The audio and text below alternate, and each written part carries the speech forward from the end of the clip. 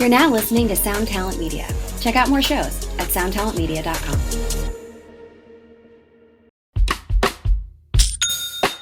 When you think about businesses that are selling through the roof, like Skims or Allbirds, sure, you think about a great product, a cool brand, and great marketing.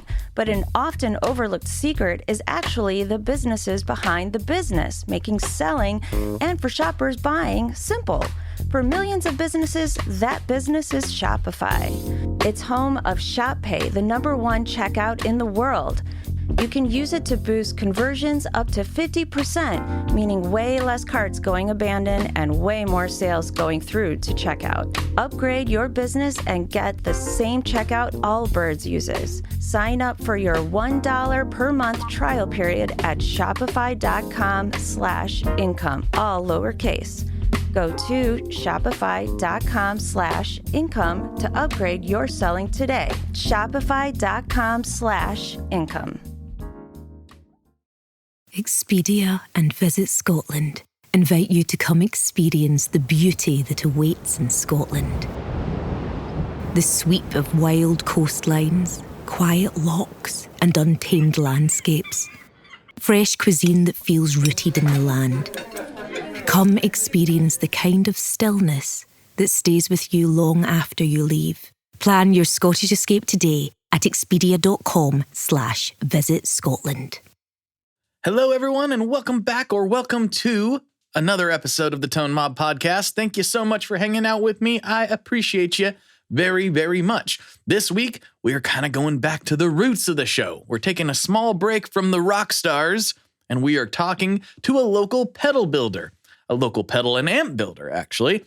Today, we are talking to Shea from This Heavy Earth. Well, I'm talking to Shea. You're listening to me talk to Shea from This Heavy Earth. Now, this company has been on my radar for a while, and I was so stoked to finally meet up with Shea at a local pedal and synth expo, which was really, really fun. And this should have probably happened well before that. We have a lot of similar interests. The pedals and the amps and the art and the brand associated with this is so my speed. It's not even funny. Very metal-inspired graphics, but lots of fantasy and sci-fi and all that good stuff. I love it, and I played the pedals, and I loved them even more. And I played his amp, and I loved that too. And I thought, dude, you got to get on the podcast. Let's get on the podcast and get the story. So that's exactly what we did. So without further ado, let's get into this one. Here we go.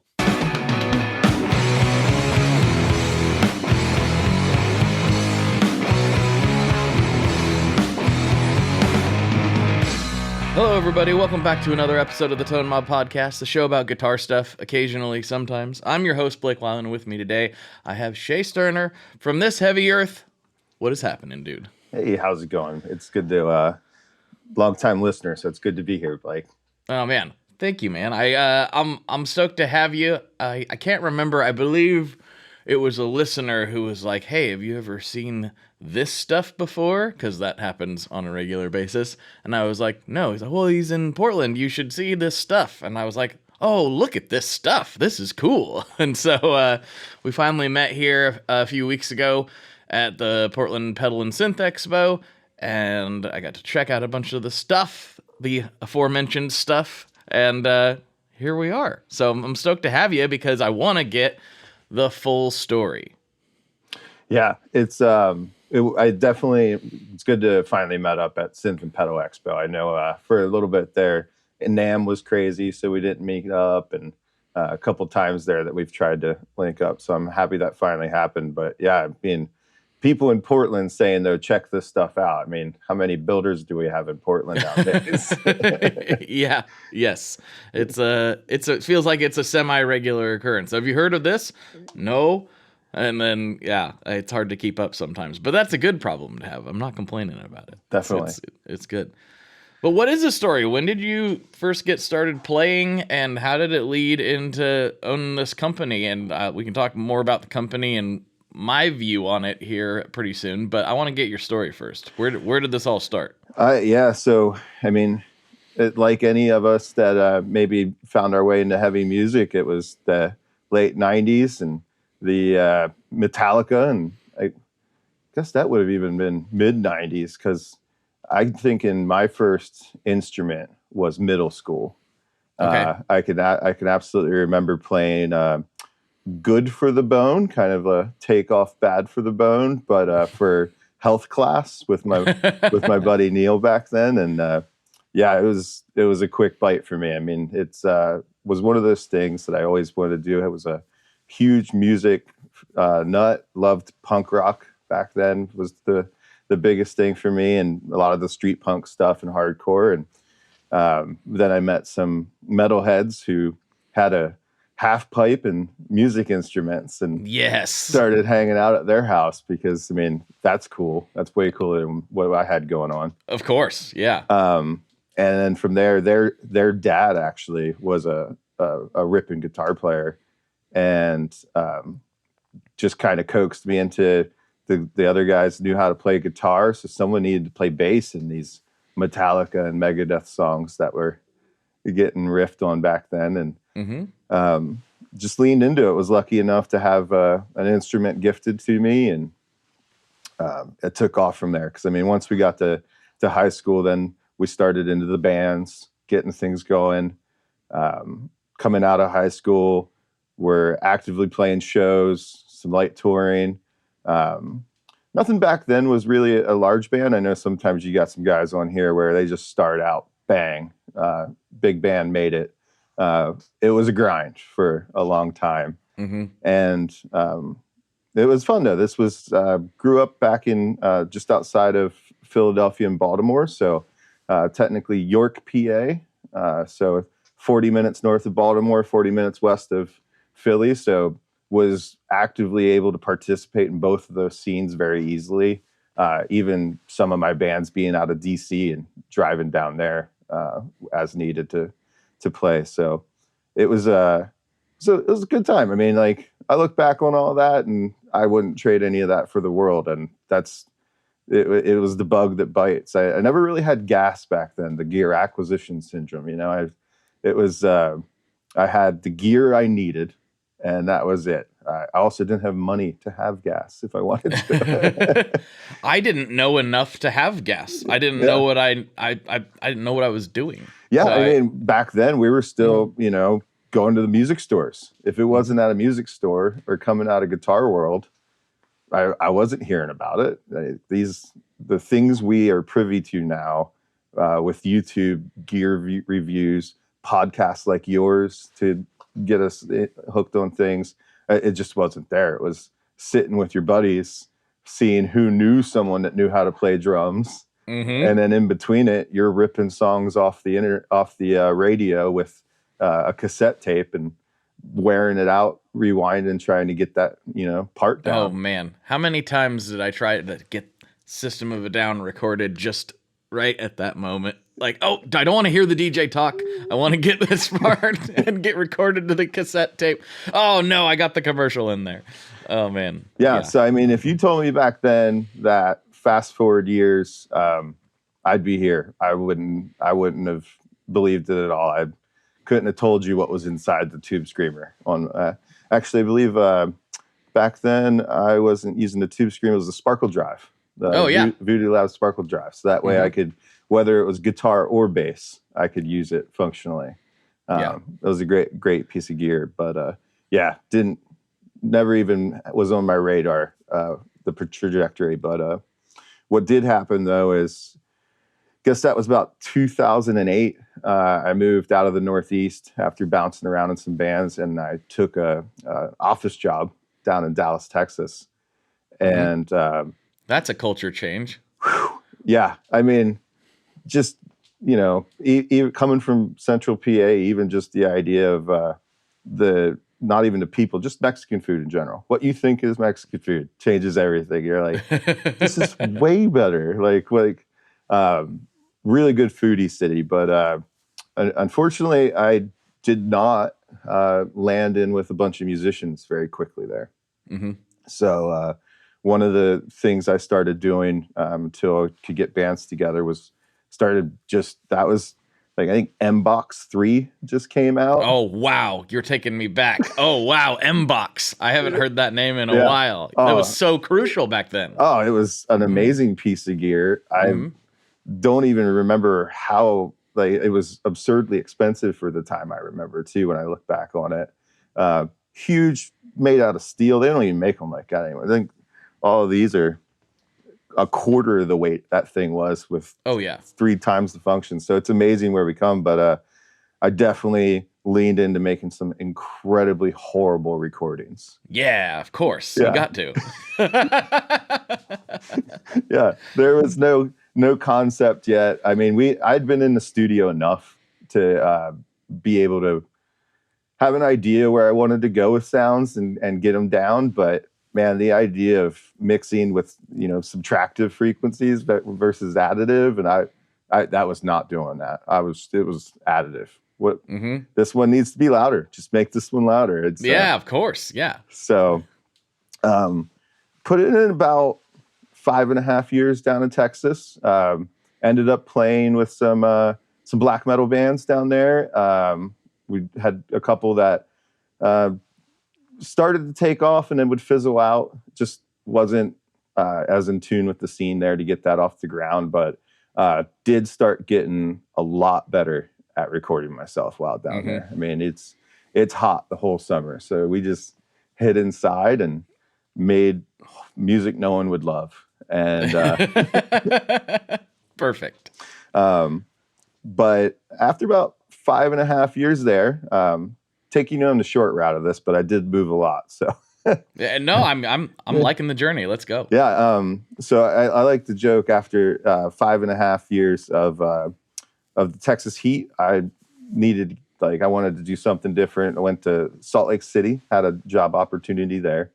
So my career took me there, and decided I was going to snowboard again and have seasons. And oh man, I had no idea what I was in for with the high desert, because I mean, it was just still hot in the summer, but at least now I was getting winters outside of the average ice storm. So, and that was really a good formative time for when things started to come together for me as a builder. I joke I did 3.5 years in Salt Lake City. I like joke about it like it's jail time there, but actually it was a really good place to live with a lot of great musicians, good friend group that were all musicians too. I mean, it almost felt like the 90-10 split between Mormons and non-Mormons was that 10% was almost all the metal hardcore scene. And it was when you're downtown, you couldn't go to another bar without seeing a buddy that you play music with or go see their band play. So it was a really good scene. And by this time I had gotten savvy enough to start repairing gear, just making sure it's good to go. I was well versed in being a computer nerd at this point too. So the recording had come along, and I met a buddy who was doing Vera board, tag strip kind of stuff. And he's like, dude, if you can do this, you can absolutely learn Vero and you can make this effect, rather than I was spending dumb money on gear at that point. Now at this point, you got your Sweet Waters and everything. So we're probably 2016. So now I'm able just to review websites and just buy gear every day. Like, oh, what is this? This is crazy. I need a tight metal. How many knobs and switches is that? Like, Yep.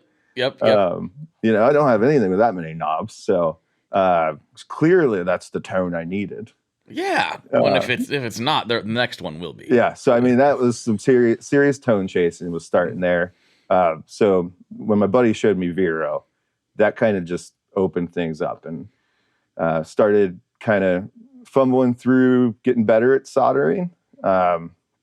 When we had met another builder online, that time, I'll name drop here. He's a good guy, Tony Peppers from Peppers Pedals. So, he, I need to get him on too. Yeah. I know the time difference is going to be a little weird, but he needs to come on too. I definitely, the beginning of what I was doing is I learned a lot from him. I mean, he was already making his own PCBs and had Eagle figured out. And, you know, I'm coming off a Vero board with my buddy. We're like cavemen, hammering things together. We were acid etching every piece of artwork back then too. Oh, wow. And started my first brand, which was Transmutation Devices. We called it TMD. I think I got a few of them up there. They're a bit out of reach, but I'll grab one. All right, let's check it out. But yeah, for example, most people in audio won't hear it, but everything was acid etched. Oh, that's cool. So we got really good. Learned that was quite the process. So this was the old logo there in the bottom corner at TMD. This is our germanium range master. And at that time, I wouldn't say we were paving any roads of any, or, you know, no new exploration in the sonic world. We had a tube screamer and I put clipping toggles on it, and we were a company. Let's go. Yep. But it was really cool because at that time, Tony had shared an Eagle library with me, and there was a couple bouncing around in like free stomp boxes, forums, and started to collect my Eagle library for PCB design. And that's when things escalated quickly, because once I was able to make my own PCBs, not just trading with Tony or other builders or using Vero, then we could get into starting to develop some, what I felt like would start moving towards more unique things. Mm-hmm. And that was definitely, that's when the bug bit. Like once I figured out circuit design and I could break down the blocks, because I mean, no electrical engineering, electronics engineering degree or anything. This is all self-taught. So just sitting there in forums, reading or watching YouTube videos about op amps in what would just bore someone else to sleep. I'm like, oh yeah, that makes sense if I bias that right there. And so yeah, that was, we started to really pick up. We sold enough that the acid etching was just becoming not feasible to maintain. That's a difficult method to scale. Yeah, right? I mean, there's a couple guys out there doing it right now, and you know, you usually see it in small runs. But while it made everything unique, it also sucked when you really ruined one. Yep. You got to just chuck it, and it's like, ugh. Yeah. So from there, finally started to work my way through learning a proper procurement passage for parts and closures. We got somebody that would powder coat and print, UV printing. So that's when they started to finally look pretty polished, but also coincided directly with the COVID shutdown. Like it was Trump's first term, you know, the country shut down and everything changed.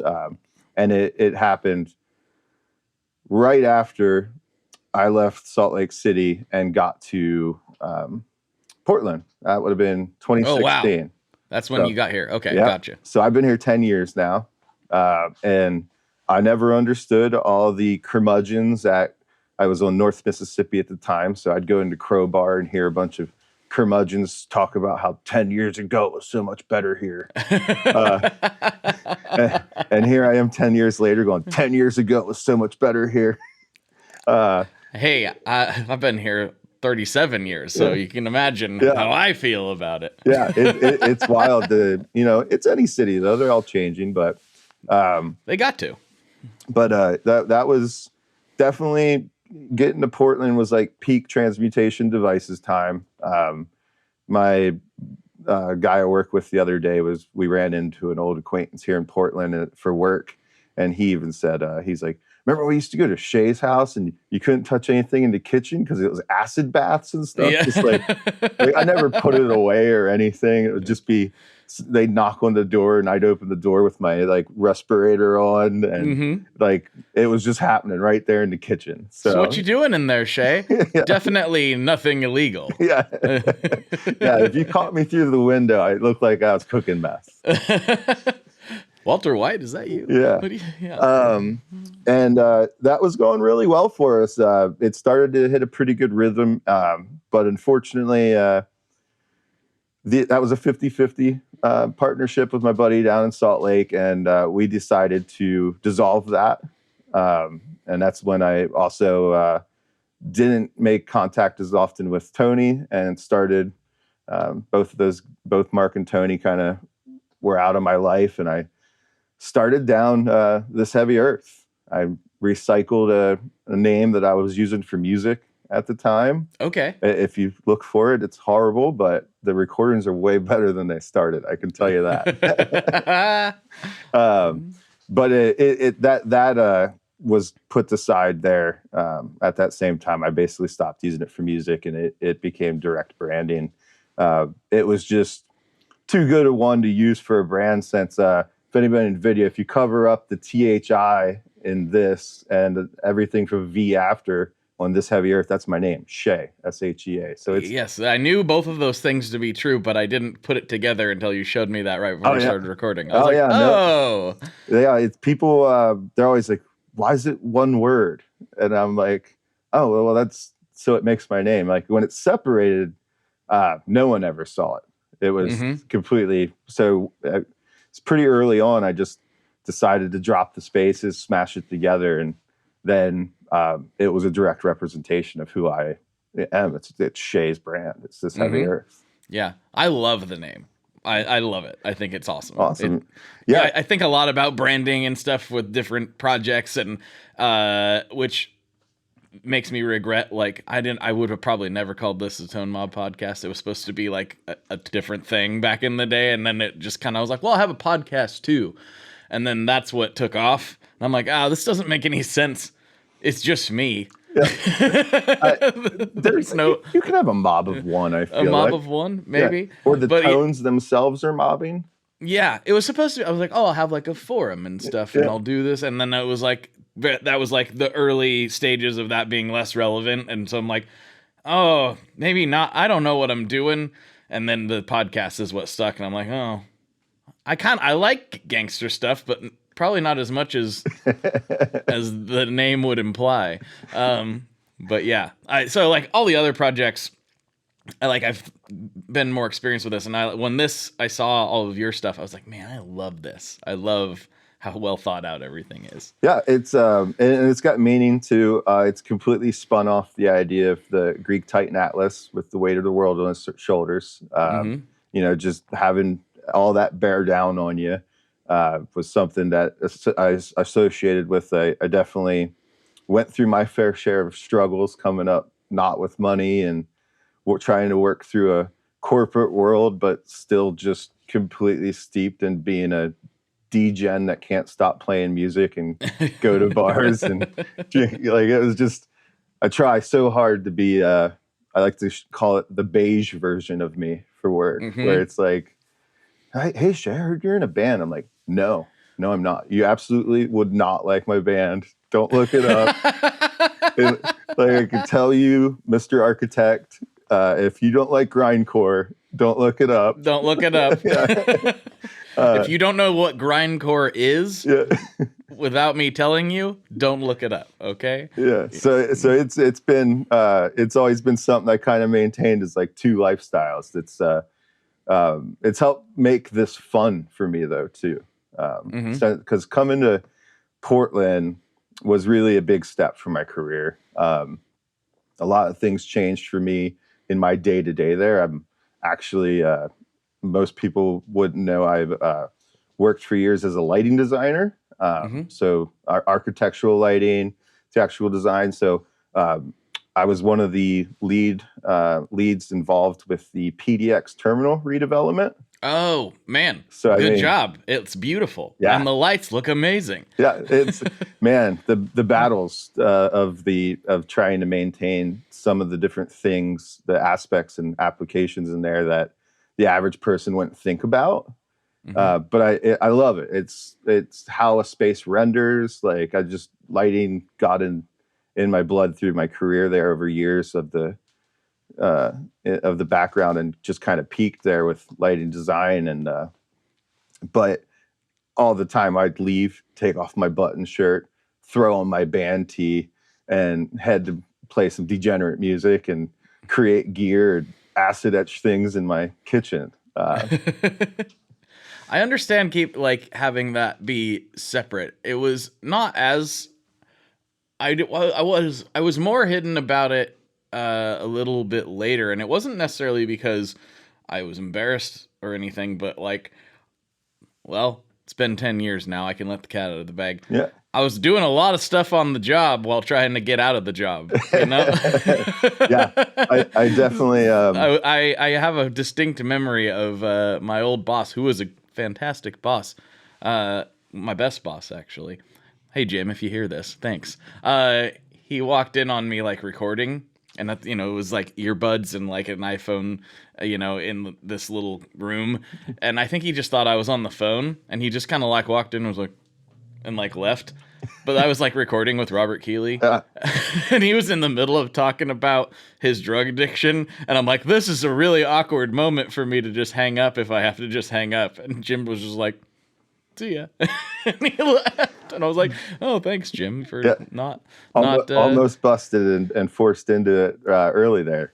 Yeah, it would have been really, really weird. But that episode is still one of the best episodes. I've re-released it a couple times in the feed over the years, just because it was episode 7 or something. So anyway, yeah, I relate to this a little bit.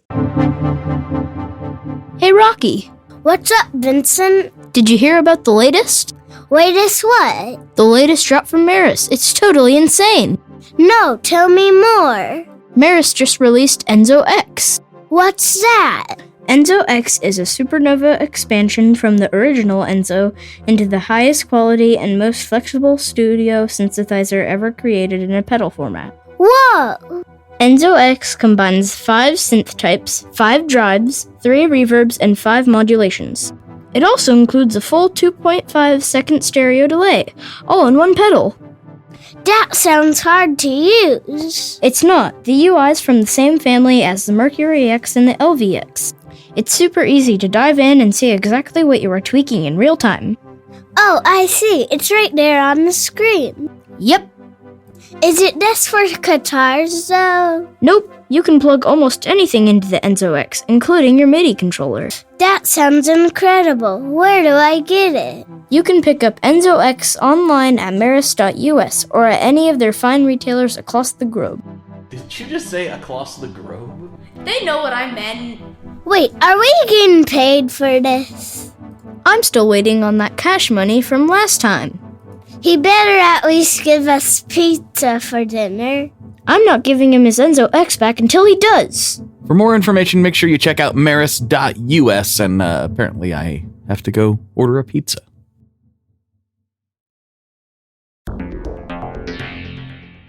How exactly do artists get their music on Spotify, Apple Music, Deezer, Tidal, all these services? How in the world do you get your music there?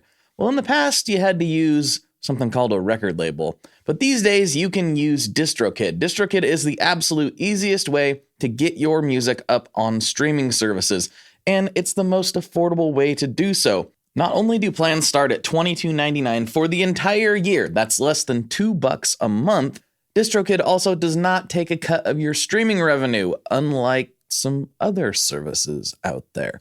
Even better if you sign up by going to tonemob.com/distrokid. That's tonemob.com/distrokid. One more time, that's tonemob.com/distrokid. You'll get 30% off. That's right, 30% off their already extremely reasonable prices. So go to tonemob.com/distrokid and get your music out there. We are brought to you today by Sweetwater, specifically the Gear Exchange. You may have heard about this. This is a place where you can go to buy and sell your used gear. Maybe you got a pedal over there that's just kind of collecting dust. Maybe there's something you've been eyeing from the Sweetwater catalog. Well, Right now is a great time to turn that unused gear into something you're actually going to use. Even better, if you sell on the gear exchange, you can keep 100% of the sale as long as you choose a Sweetwater gift card as your payout method. That is not too shabby because, let's be honest, most of this buying and selling we do is just to fund new gear purchases, and that is a great way to reach a wide variety of customers and keep 100% in your pocket, or rather on your pedal board. So go check out the Sweetwater Gear Exchange and turn that unused gear into something that's actually going to help you write that next huge riff. I definitely didn't feel like I was hiding it, but there was a clear separation for me. And I think that came from when I worked in Salt Lake City, and I had a Mormon boss that used to call me "you tattooed people." Okay. So it was like, okay, like very clearly I should keep my personal life very separate of this office. He's really not going to like the grindcore. No. If you think the tattoos are interesting, wait till you hear this. Oh, served me up an email with the LDS Church's stance on tattoos at the time too. So I was like, it was one of those things. It's like, imagine walking up to the temple with its white pristine walls and somebody graffitied all over it. And I'm just like, I don't know what to do with this at work. I'm just going to reply with the Sistine Chapel. Like some people drew all over those walls and loved it. But yeah, that was kind of the first part where I was like, let's just put this over here and this over here. It'll make life easier for everyone if we just, you're not going to get it. So there's no point. Yeah. Right. But I mean, that's also, I think, part of what's made it fun this long for me. I still look at it as a creative outlet, this Heavy Earth. It's not my job. It's not how I eat. So it lets me be really a lot easier about just hard feelings on it. Anything that comes through, a slump in sales in the beginning there that would really hit pretty hard. It's okay. I could just reach into my own pocket and inject some capital and keep it going. By all means, I'm envious and love all the people who have taken that risk and just jumped into it full time. But for me, the design part is 30 times more rewarding and exciting than filling an order. So I got lucky with that. It's so, meandering story. I've taken you across the whole country. We got up to this Heavy Earth, but this Heavy Earth has been a really cool ride. It's I took everything I learned on transmutation devices, and I just took it to 11. When people told me with TMD that 6 knobs was too many, they had no idea that 14 knobs and 3 switches was coming. It's always been my goal for it is versatility. Because I mean, I'll play anything from just jamming a random shoegaze riff to I'm a big post-punk fan. The Cure is my favorite band. Got that big Joy Division fan too. That basically like anybody who came up at the same time that found those bands, they were huge revolutionary changes for the ideas of music for me and caught on. So while everything looks wicked metal that we make, the extra knobs and the trim pots and all that's so you can do it for any music. I just started to look at judging books by their cover. There's so many effects pedals out there that there's no reason to look at one over the other unless you know the person, ended up in front of it and heard it. From there, you're looking at it. So I leaned heavily into the art. And all the early stuff was me. So like the old Hesher artwork, which still to this day exists and stuff, it's all stuff I drew. Wow, cool. Yeah. But very quickly, a couple years into transmutation, this Heavy Earth, I became the bottleneck of everything, working a full-time job. So I do work with some artists online nowadays. But I love just giving someone a crazy sketch and then sending it off and they come back just 10 times better. There's the DIY in me loves doing it myself. It's just always trying to do stuff personally, but these artists nowadays are just getting crazy with the iPads and then the Procreate, and they can sit there and mirror things. And I was still like a Neanderthal. It looked like I was chiseling on rock when I started the iPad drawing. So it's been a wild ride, but it was about a year, 2 years into that. So This Heavy Earth this month turns 5. Cool. Started Congratulations. This company. Yep. Started this 5 years ago. And 2 years ago, I was lucky enough to have my, at that time, fiance, now wife. She has a very interesting background in taking startups that have had success and are kind of plateauing on that second or third year of business and trying to figure out business plans and flipping them for that, helping them through that transition of that business plan. And then she exits and finds another one, and did this for years, and had just finished up at about 2 years ago now, one of these companies, and was like, I need to find the next thing. And I was like, yeah, do it. Quit today and dedicate all your time to it. And it wasn't even a day later, she's like, I found the company. There's a huge bottleneck in how their production works, and it's really well branded and created, but it's just the marketing's not there. And I was like, awesome, reach out to him. And she's like, it's you. You're like, yeah, I'm with you. Cool. Yeah. And I'm like, I had to sit there for a minute, and then she jokes that, remember when we got married and I stole your company from you?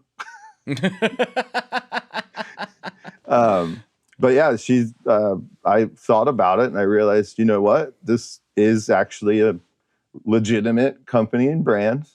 We were getting good YouTube traction, good Instagram traction. I think I've paid for like 2 meta ads ever in my life. Like I just never really did it. Just use word of mouth, and any homies that wanted to make a video or spread the word. And she came on board and had no idea how many plans I had in my head for where this would go. I was like, well, if you didn't think I haven't sat there late at night wondering what full-time This Heavy Earth looks like. And that was the moment where we started reaching out to dealers, making sure that international people could easily access products. She started the assembly. She was already pretty good at soldering and got way better and quicker with it. So she took over assembly for me. And that was the moment that for 3 years of the company, people have been waiting for my amps. I've been teasing prototypes of amps, screenshots, clips with them. Just never had time. By the time you get done, 50 plus hours of working, and then spend a few hours at night filling an order or designing something, and then add in, playing with the dogs and a little bit of human life of going out for bingo or trivia or something.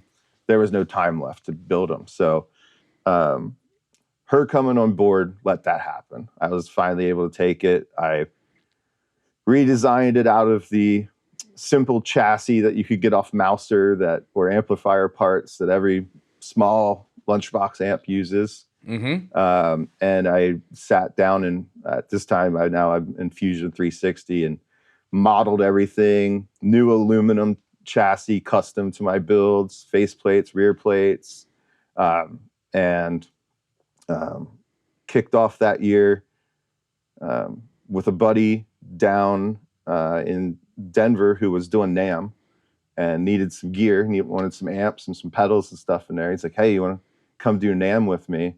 And launched the amp. So that was a big moment for us. So that brings us up to pretty much where This Heavy Earth came from, what my journey through music into creating it. And now it's our family business here for me and my wife, and still a side hustle for me. I still work in the lighting industry, and but super stoked to be able to have the time to finally build the amps. It's the pedals have been great, but the amps are just what I kind of. And now I'm like sitting there, I'm like, well, what if I see a guitar? Like, I got a cabinet under here. And she's like, no, you can't do that. You're going to want to sell them then. And I was like, no, we're just going to make one. We're going to make one. She's like, no, you're going to try and sell it. But yeah, can't help but keep designing. So, yeah, that's kind of the fairly long story, but short, abbreviated version of that. Mm-hmm. So the amp itself, I want to talk about that a little bit because it feels like the amp, I'm not sure which order it came in, if like some of the pedals inspired the amp design or if the amp inspired the pedal design, because I know there's some connection there. Can you explain that a little bit? And maybe talk about what the amp is, because it's not just a deluxe reverb or something. Yeah, no, absolutely. Mm-hmm. Figured we'd get down that path. So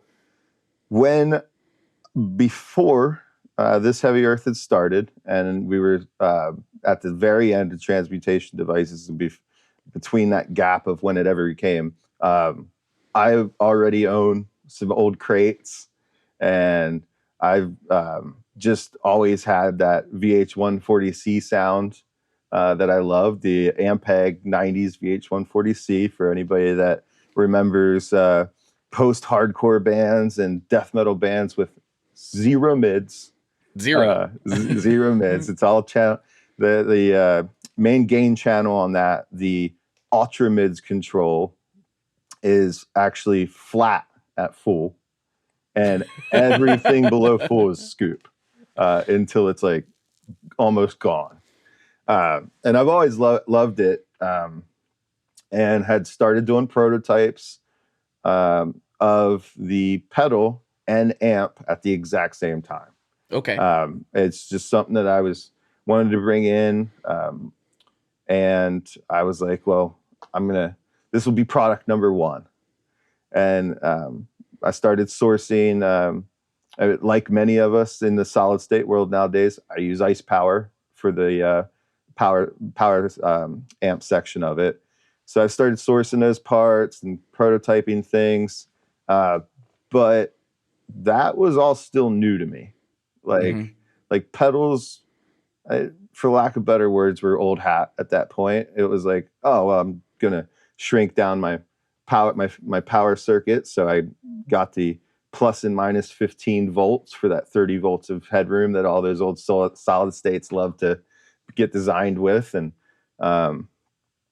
started going into pedal format.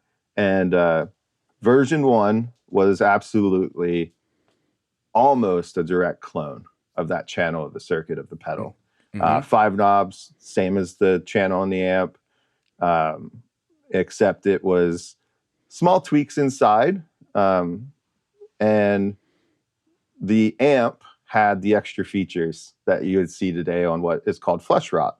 So this whole thing, this VH140C journey I went on, I've bought other people's 140C pedals. I got a 140C out over here, and I've got the GX130C over here. So started acquiring all of the things that everyone says sounds like garbage. And just started tweaking it. Like the first thing was we had a very successful HM2 at the time, Crucifixion. And it got some good legs to it and got out there.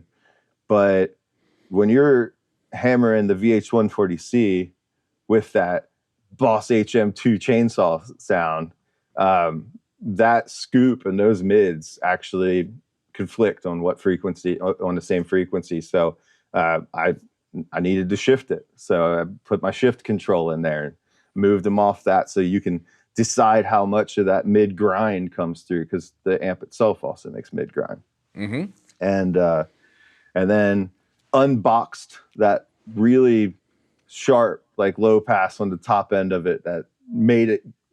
That was probably the part that everyone felt like made it sound like trash. Yeah, it just cuts off. There's no top end sizzle and stuff. So brought back all of that. That took some work to get quite right. And then incorporated a tight control in there, just because I end up with I love baritones.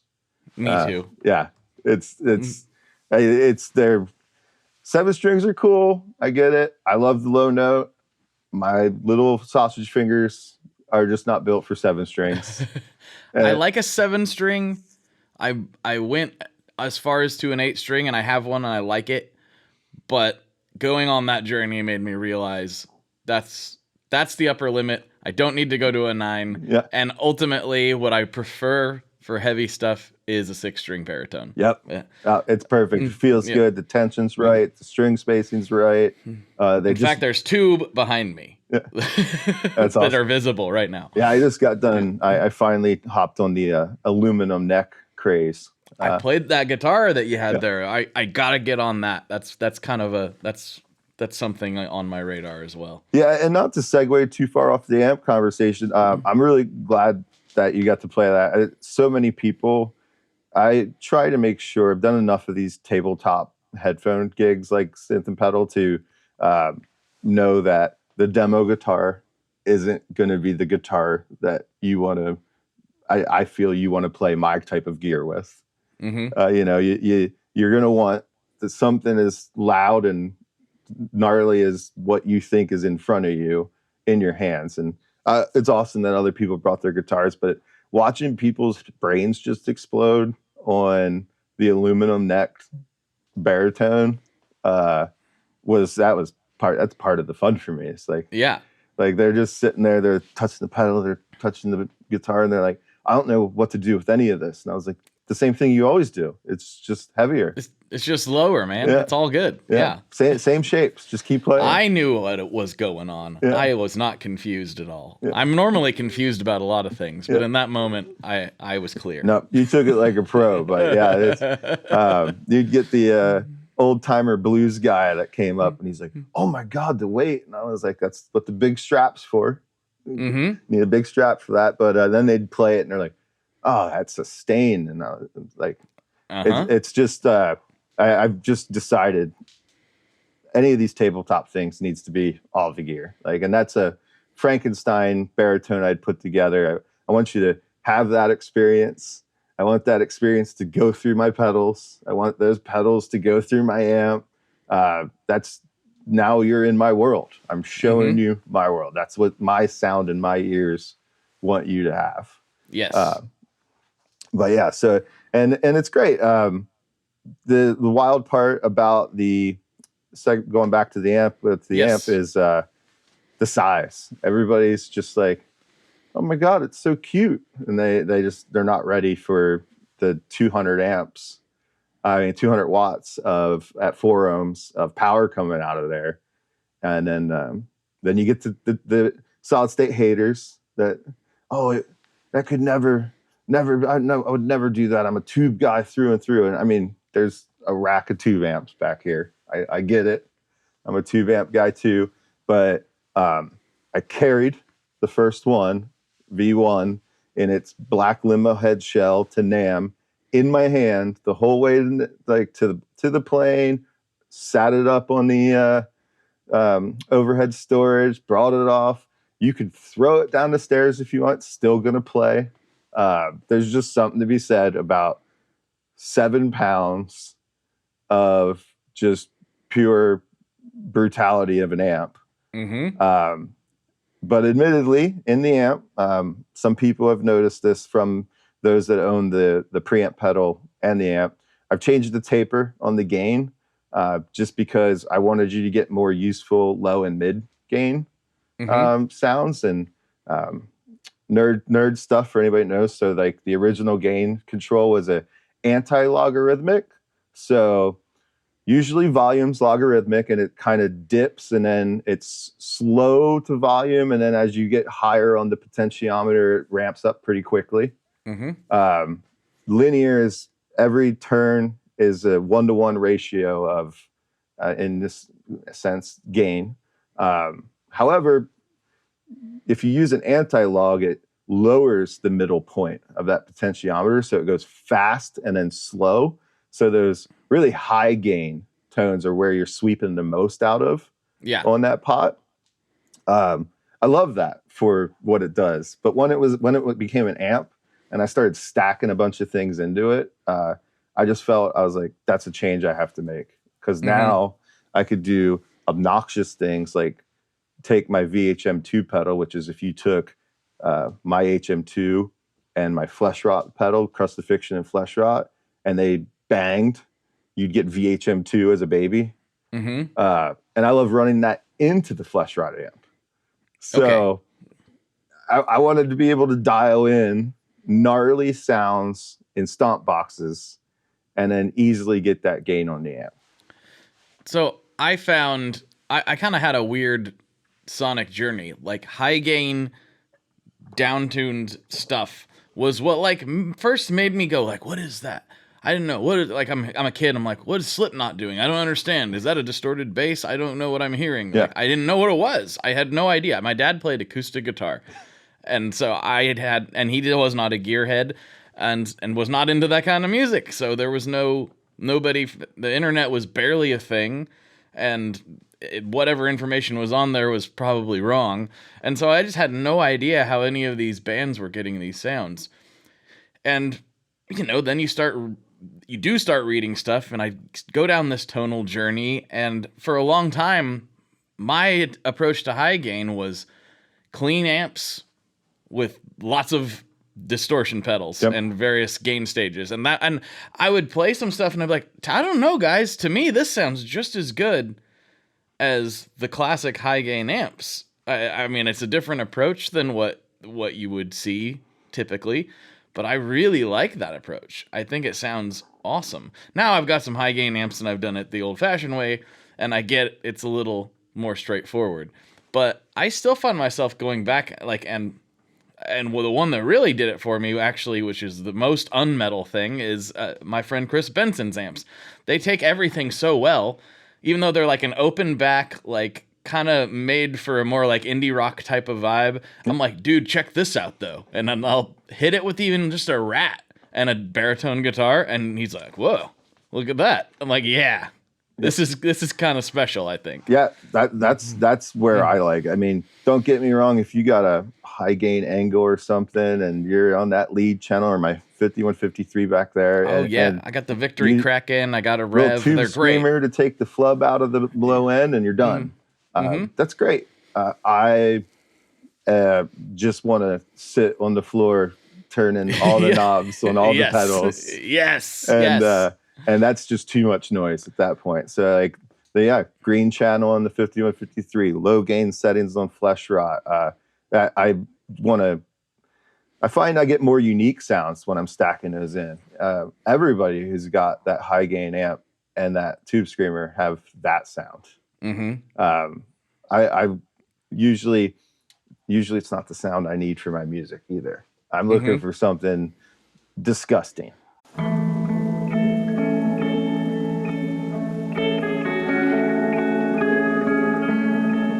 Hello there. I'd like to introduce you to your new best friend, the Chase Bliss Audio Lossy. Lossy is a collaboration between Chase Bliss and Goodhertz. And it's meant to give you some control over those weird digital artifacts that come with very compressed audio. You're hearing it right now. All the changes that are taking place are strictly coming from my playing dynamics. I'm just interacting with the pedal and letting it do its thing. and some true stereo goodness.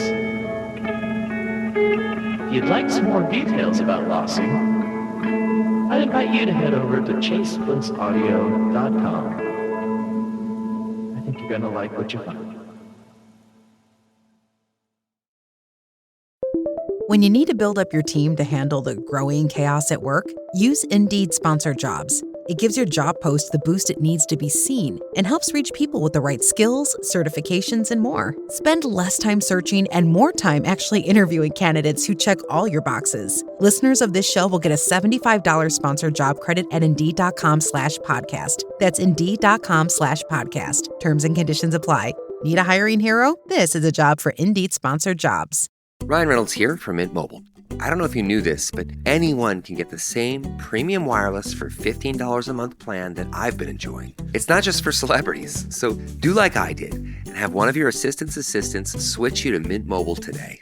I'm told it's super easy to do at mintmobile.com/switch. Upfront payment of $45 for 3-month plan, equivalent to $15 per month required. Intro rate first 3 months only, then full price plan options available. Taxes and fees extra. See full terms at mintmobile.com. For lack of better, it's like it's Yeah. And then equally, I love being able to turn a pedal off, and it's not disgusting anymore. Now I can just kind of strum some chords and find a new little bridge passage that I might want to write out. Oh, yeah. I love going from beautiful to disgusting in, just kind of a sweep, a couple stomps.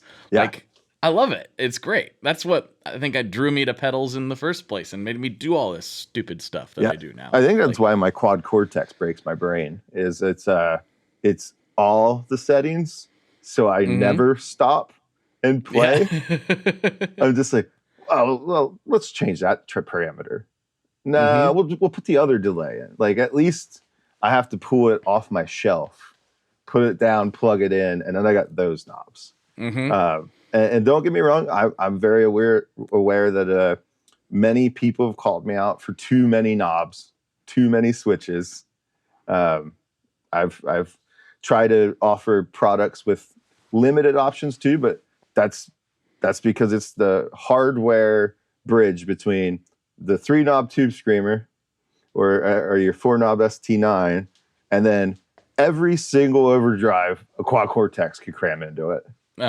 And it's like, well, here's just 8 controls of everything I could think you want to change on a Tube Screamer and just be done. Like, that's it.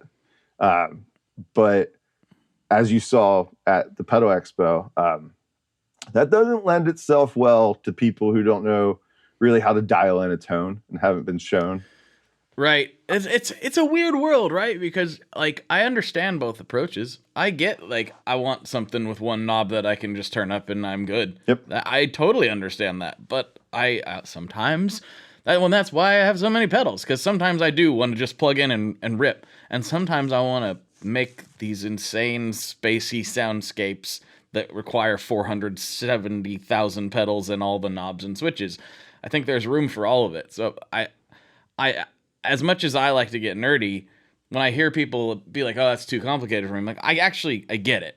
I'm not going to sit here and say that's my favorite approach, but I understand it 100%. Yep. And I try to meet people on that. Like, they're like, I can't get anything that sounds good out of it. I'm like, I could show you some settings that I like to use, and then you can start from there. But it's really just not for everybody. So I try to cater to those. But the FleshRot amp is anti all that. It is. I mean, let me grab it. I'll grab one here. Sure. Unplug it. I mean, you've got one channel, limited controls, volume, gain, high, mid, low, mid shift, presence, treble. And then I give you just a couple presence, resonance, emulation on the back. It's simple. And I think that just nailed it for everybody that's seen it. Is this little 7-pound monster. I mean, that NAMM really did a lot for us as a brand. Dino from Fear Factory actually took amp number 1. Oh, cool. Yeah. Nice. He was sitting there in our booth and he's like, I want one. I want this. And I was like, cool, we'll get you one done. Do you want snake skin Tolex? And he's like, no, this one. I want this one. And I was like, oh, that was my black Limba head shell. But I'm not going to say no to Dino. Like, you're done. It's sold, buddy. You got it. Yeah, sure. Go for it. Yeah, that NAMM picked up a lot for us. So I don't have a lot of information on it because they're secretive, but I know for a fact that there's a FleshRot in the Slipknot camp right now. Nice. So, having said their name and that high gain tone, I know that there's a FleshRot floating around in there. Mm-hmm. And since then, I hit this year is probably the year that I really got people to finally take solid state a little more serious. Because at NAMM, I brought my new amp. I'll bring that one in the frame for those that'll have the camera. But it's based off of a unique design of mine that is kind of a hot rodded Marshall. And get ready for anyone that can see the screen right now. You've got, what is that? 1, 4, 6. We've got just 12 knobs, 8 switches, 2 trims, 3 buttons right on the front of this thing. I mean, I've given it all the options here, but this is like my take on hot rodded Marshall. And the best thing that has happened since is James Brown, inventor, designer of the 5150, comes walking through, and he's like, "Is that your amp making that sound?"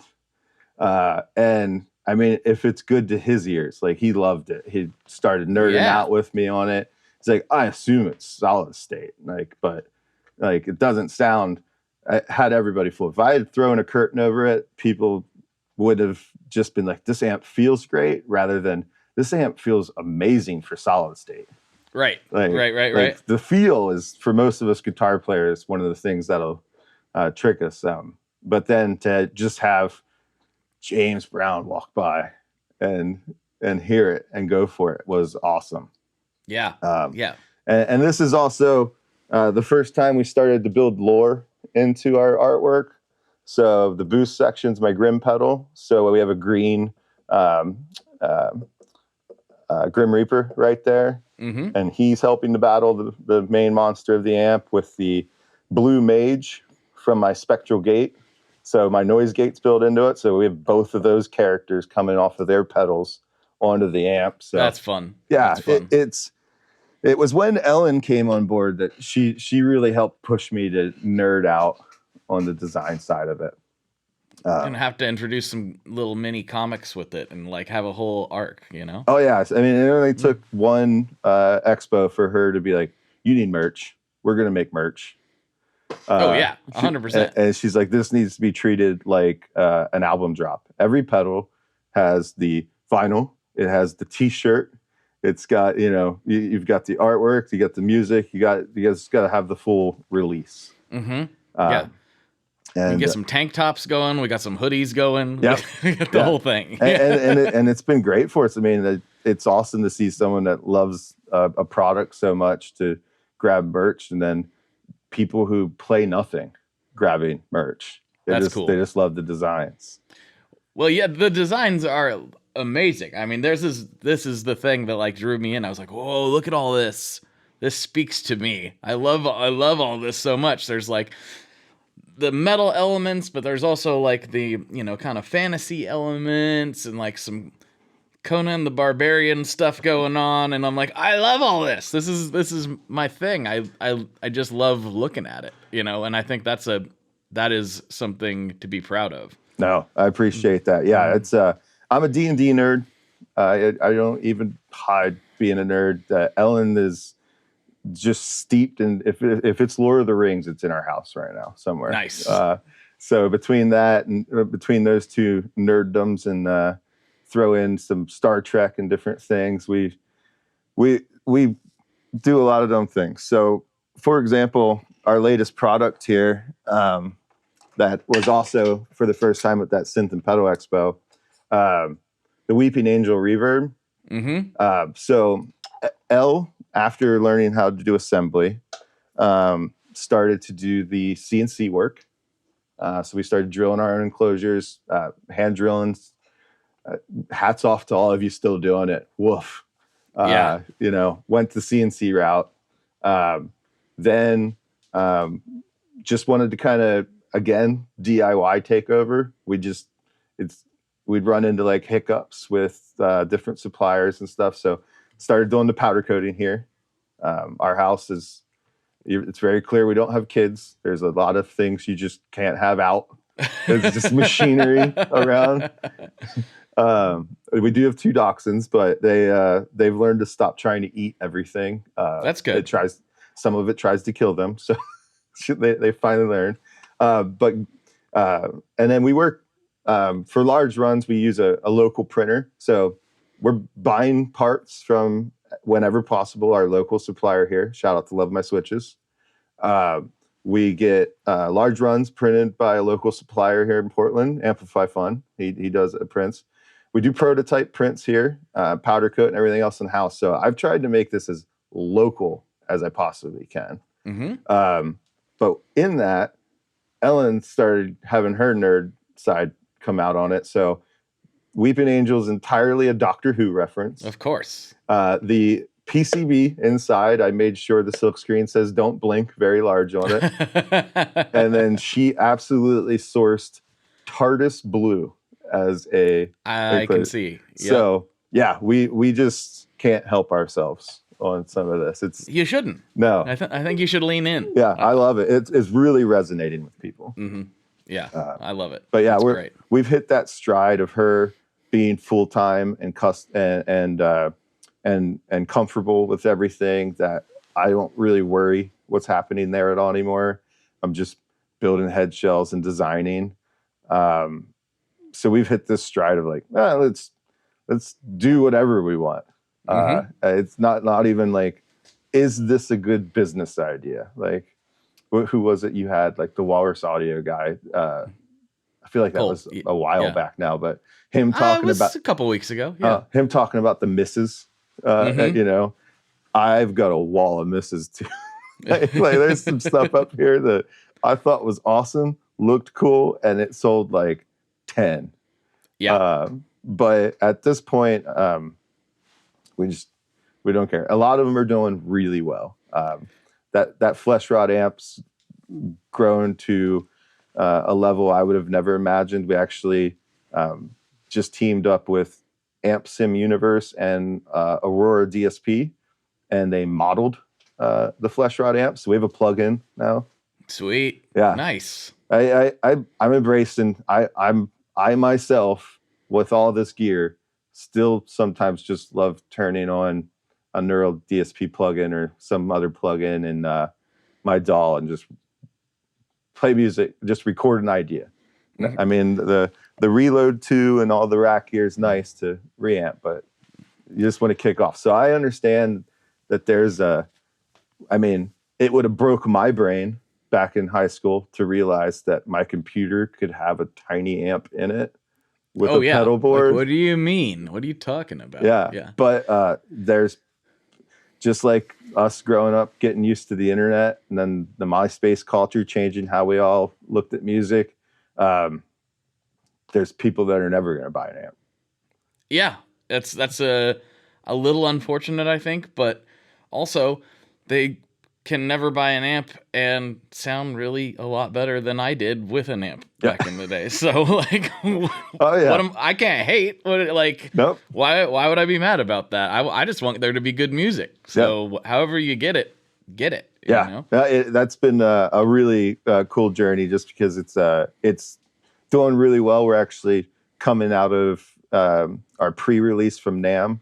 We wanted to show it at NAMM with just one pedal, the amp. Huge, good response out of that. I'm told, well, yesterday I got the beta, but it's a Windows version. But I got an updated beta. I just can't run it on my Mac.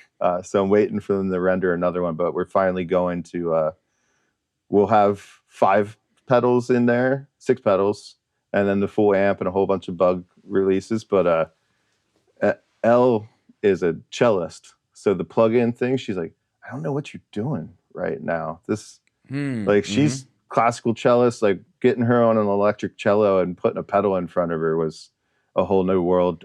So she's like, you mean like the amps on Logic? Yeah. And I'm like, the files are in the computer. Yeah. And I'm like, trust me, there's a whole world of this. Like and our hardware is never going to reach those people. It might reach them. They might decide they love it and then moved out of that apartment in the middle of the city and now can have a 200 watt amp and 12 pedals and get wild. But she's been converted. She's seen the response and what people are doing with it. Please, anyone listening, if you make stuff with music with our gear, videos, send it to us. We love listening to all of it. So yeah, I mean, I never thought that I built this whole semi-soundproof shed in my backyard because I was like, I want to be able to turn up amps loud whenever I want to. And mission accomplished. I get to do that. So for years and on this podcast, I was like, why would I go digital? I don't need to. I don't gig out. I don't fly date. I can just be out here and be a big geek and have loud walls of sound and have a great time. And that's still all true. Yep. And then I tried some of it and I was like, oh, that's why. Like, that's really convenient and it sounds really, really good and it's really, really easy. And sometimes you just have an idea and you're like, oh, I just want to try it.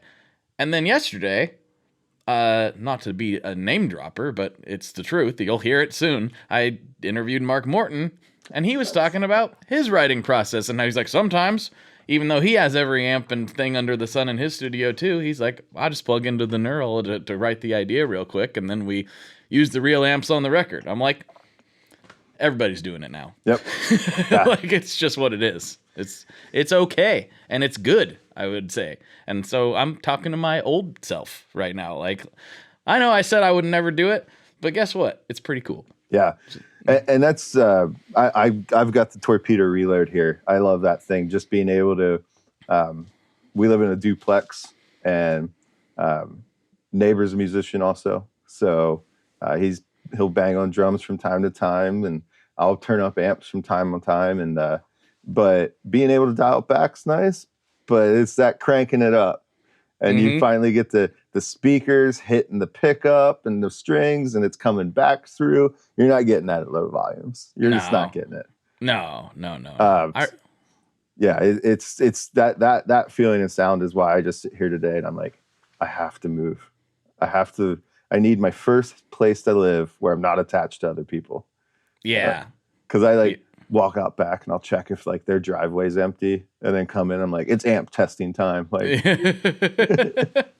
yeah.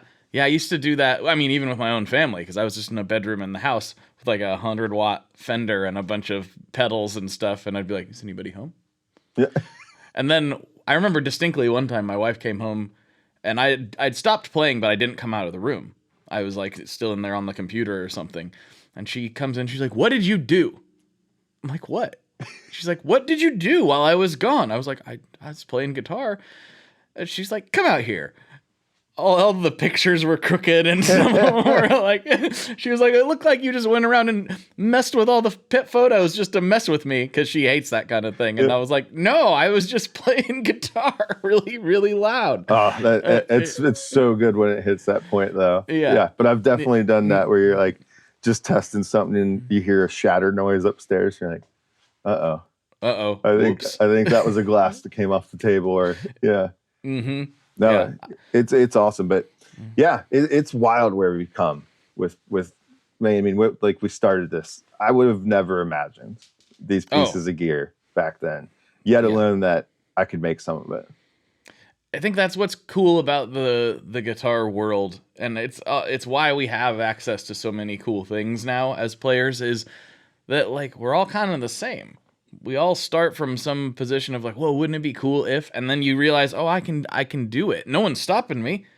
No, there's no reason I can't give it a try. Whatever that it for you is, you can try it, and it may or may not work. But no one's stopping you from giving it a go. And then I think that's what makes this industry, even though I say it's barely big enough to be an industry, which is true, it is what makes it cool at the same time. So yeah. No, it's wild when you're in it. Yeah, it feels like this small community. I try to embrace. I buy all kinds of stuff from small builders. Like one of my buddies, Rob's, makes Radical Instrument products. So I've got a bunch of his guitars. I've got Heathen guitars. If it's a small builder, quarter good pickups. Like I support as many small people as I can, and I'll even help you out here too. I do. I like the. Oh, thank you. Yeah, I do the String Joy. I appreciate that very much. Custom baritones. Definitely use that. I've even the other day I was down at Paradise. I was like, you guys got a whole wall of String Joy. You gotta get my baritones in here. Like help me out so I can just drive down here and grab one someday. Like, but been ordering those for a while. So let you know, support. Like, whenever I hear people doing great things, especially if they're local, I'm supporting. Like I treat it like a band scene. We're a small community, despite how saturated and large it feels. Yes, and I think that is a more like outside looking in type thing. Like, you know, like it does feel big, and it feels like, and everyone's like, "Oh, you guys in Portland must hang out all the time," and I'm like, we're actually all trying to like do our businesses, and like as cool as it would be to just hang out all the time, it doesn't really happen like you maybe fantasize about. Maybe we should make more of a point to do it, but at the same time, it's like what you're describing. I know exactly what you're talking about. Everything takes a lot longer than it looks like it does. Oh yeah, I definitely thought I would have the new amp out right now. Like when I brought it to NAMM, I was like, this thing's 99% done. I just got to finish designing the foot switch. But then life hits, plumbing broke, AC needs fixed. More amp orders came in. Got to get out in the CNC with those, and it's like, all right, now I can drop back a design again. Like, almost feel like I need to take some days off work to do work. Yep. Yep. Yeah. Well, no, like with String Joy, it's it was especially true for Scott, but like a lot of people were like, well, how did you do that? And it's like credit card debt. And don't recommend it necessarily. It worked out okay for us, but like it's not as glamorous as it sometimes appears. It's like, wow, look at what happened. And it's like, yeah, it was like everyone was broke for 5+ years. Like broke. I know it doesn't look like it because it's just like you got all these machines and whatever. And it's like, yeah, financed, baby. I own none of this. Yeah. It's slowly, you know, it's going that way over time, but it was a lot of big risks is kind of the point. And it's worked out, but it could just as easily have went the other way. And so I don't want anybody to think that like, because the rumors that abound when you even appear to be doing something, it's crazy. Like the stuff we've gotten on some of our ads and stuff, it's like, what? Like, I heard this was a bunch of rich kids from Nashville. I'm like, what? Yeah. Where are they? I would love to meet them. No. Where are they at? You know, there's definitely if I had not had the good job that I had when I was making this take off, it would probably not be where it is. I had to invest my own money. Then nothing got easier for any of us when the tariffs hit. Nope. So not for a single small business. I not could for one. Definitely say that that was another moment where shout out to Shopify and Shopify Capital. Like they for any other builders out there, I know everybody loves Big Cartel and stuff, but Shopify has been a great platform for us. Not sponsored by them. Just singing the praises that they see your sales and then they'll offer you a really, really reasonable loan for a capital investment. And my definitely this company's growth, being able to turn around builds faster, being able to get everything done, has been buying machines, just like you said. Like, yeah, my life was easier when someone else made my enclosures and shipped them to me. But if their machine went down or something went wrong, like we're back to going through the churn of getting things. Just buy my own machine. I'm responsible for my own scenario, but yeah, that's all debt. Until everybody's like, oh yeah, pedals $40 to make. I'm like, yeah, sure. Yeah, definitely. My time was free. That CNC was free. The electricity's free. Yeah. Don't worry about taxes. That's not important. Like, it's a weird thing. And I'll admit, like, when I hear people talk like that, I'm like, I remember when I thought that too. And it didn't take very long to figure out that's not how it works at all. And yeah, you can be successful and you can make a good living, but there are very few people just Scrooge McDucking through gold coins in this industry, even though you might look at their numbers and think, oh, they must be.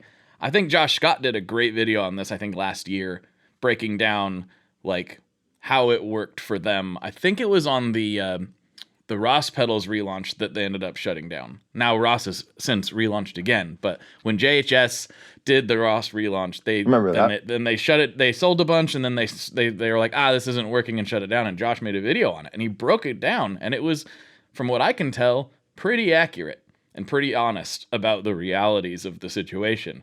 And I think it surprises a lot of people. So if anybody's curious, go look for that video. It's on the JHS channel, and I think it's pretty accurate to the realities of running a pedal company, actually. Yeah, and that's that video was probably one of the last times where I was finally like, I'm just done logging into Facebook. Because even after he made that video and it was so on point, and then I hop online and are like, this isn't true. I just built this one for $40. I'm like, yeah, he made the whole video just to lie to you. Mm-hmm. Yeah, because that would do what exactly? Yeah. Right? Yeah. Oh man, I've heard it all at this point. I'm sure there'll be new conspiracies abounding any moment. There's conspiracies about our company left and right, and it's like, I guess it's we should take it as a compliment that we're doing enough business to be a company that there's conspiracies about, I guess. It's like, it's really not that complicated. Everything we've told you is what happened. There's no string Illuminati that has a secret warehouse where we're filming all this but don't actually make any of the stuff. That's really disappointing to find out, because I mean, my next step was to convince you that this box needed some skulls and we needed some This Heavy Earths on here. Well, I will tell you, I'm going to let you in on a little secret after this podcast, okay? All right. And it has nothing to do with skulls, but it does have to do with the metal. Oh, okay? I will definitely stick around for the tea. That's for sure. Well, dude, I could talk to you all day, but like, I know we both got things to do, and one of those things is record some more for Patreon. But before I do that, I have 2 questions I like to wrap every episode with. And before I do that, I like to give the guests a chance to take the stage. You're talking to a few thousand people right now. Shout out anybody you want to shout out. Plug anything you want to plug. The floor is yours. Yeah, I think every chance I get, I like to give Elle, my wife and his partner, a shout out, because this whole thing, she's daily operations. If you're playing a pedal right now and you bought it in the last 2 years, it's from her. So huge shout out to just a ride or die. Yeah. You know. And then just a quick little plug for anybody. I mentioned that the plugin is coming around on the beta with all the extra features. So this would be your last chance to get in on the early release pricing. Mm-hmm. And that does secure you free updates for all those different products coming out. So if you're trying to get it cheap, this is your chance. Mm-hmm. All right. There you go. All right, everybody, go to the website. The link is in the wherever the words are. This goes out on 4 bazillion platforms, and I don't know, they call it a description. There's the show notes. Wherever the words are, that's where the link is. Go check it out. You will be glad you did. Okay. First question. What is your favorite Boss pedal? Oh, man. So I've seen your show enough to know, and I really wanted it to be a better answer than the HM2. But it is just, I look up here and I'm like, oh, yeah, the FZ2 does it for me. And I'm like, when's the last time you took it off the shelf? And then I'm like, oh yeah, like I just so many of them that I get stoked on. But this Heavy Earth has a wild amount of chainsaw culture baked into it. So I can't not just give it the shout. And I've got a 83 MIJ up there. So, and it's got the scratchy pots in the couple spots where it makes no sound. And I don't fix it. I just went and got the Wazacraft. So that way when I need it, I can get that same sound. But I love that just brokenness of it. I'm like, yeah, there's the edge of it not making noise. That pedal's so good. But I 100% admit I'm a Diamond guy. You know, everyone's like, oh, there's so many good sounds in it. Nah, I'm gonna grab another different pedal if I need a different sound. I'm not. I first tried the chainsaw and I was like, wait a minute, there's better sounds in this thing than that. Yeah. And I love that polarizing opinion of it. That's but yeah, I'm a big Boss fan. I mean, I'm not Prince level, right? But I'm definitely a Boss fan. So, but that HM2 is going to have to be my answer here. HM2, love it. All right, final question, and I always love talking to local people about this. What is your favorite kind of pizza? Oh man, so kind of pizza. I am a greasy New York pepperoni slice guy. Love it. Love it. I absolutely. Flying pie where it's like 4 inches of toppings is cool. I love the Neapolitan stuff, and it's all churched up and fancy, and it's delicious. But there's just nothing like swinging by Sizzle Pie or straight from New York and grabbing a greasy, cheesy slice. Yeah. Pepperoni slice. So, and I think that's the Northeast in me. I mean, I love it. I love it too. I think Pizza Thief does a really good job here locally, and I think they don't get enough plugs. They're in Northwest. They do a really good New York style slice and some other stuff too. Oh, that's good to know. I've heard the name, but no one said you need that New York slice. So it's good. I will be in Northwest later today, so the Pizza Talk's gonna get pizza in me. Yeah. That one's really good. I love Scotty's. He's been on the podcast. I do before. like Scotty's. They got those good pepperonis that like turn into little cups to hold the grease. If anyone's missing out on this, the grease is a big part of it for me. I'm with you, buddy. If I fold it and tilt it and it doesn't drip onto the plate, we got the wrong pizza for what I was trying to do. I mean, I don't have much of a sweet tooth. I can kind of leave desserts alone. It's not like I'm even trying to. It's not like I'm just like, I don't know. I just doesn't do anything for me. Saturated fat, however, big fan. Absolutely.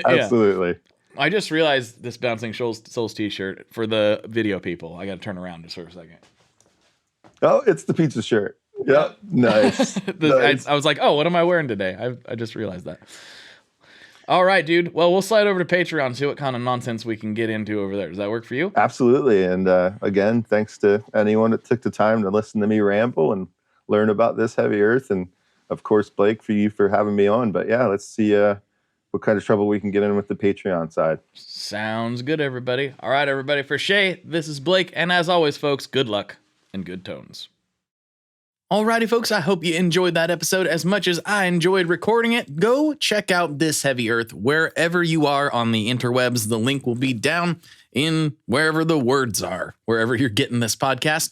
And if you want to hear some real weird stuff, if you want to hear two guys have a connection on high strangeness, well, you're going to want to go to patreon.com/tonemob, where for $5 a month, you can get access to the Patreon feed, where I get weird with my guests every single week, and you get access to the bonus episodes and the ad-free feed. Oh yeah, we're giving it to you over on Patreon, and it helps keep my lights on.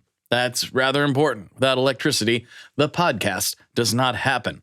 Thank you to everyone who does that, and yeah, I appreciate you. Be kind to each other, and I'll talk to you on the internet very, very soon. Bye-bye. One last thing before we totally sign off here, I just want to remind you that if you do any shopping at Stringjoy, that's Stringjoy guitar strings made in Nashville, that will help me out as well. As I've said for years, I'm heavily involved in that company, and I really do think they're making the best products on the market. So if you would like to try custom strings, go to tonemob.com/stringjoy and check them out today. I seriously love what the team down there is doing. I help them out with all kinds of things, and by you supporting them, you are also supporting me as well. And hey, you need some strings, so why not get some custom strings just for your guitar and playing style? Again, the link for that is tonemob.com/stringjoy, and that will take you right to their website, and you can do all your shopping through there, and that will help everyone involved out. So thank you very much. Talk to you next time. We are brought to you by the wonderful folks at Gun Street Wiring Shop.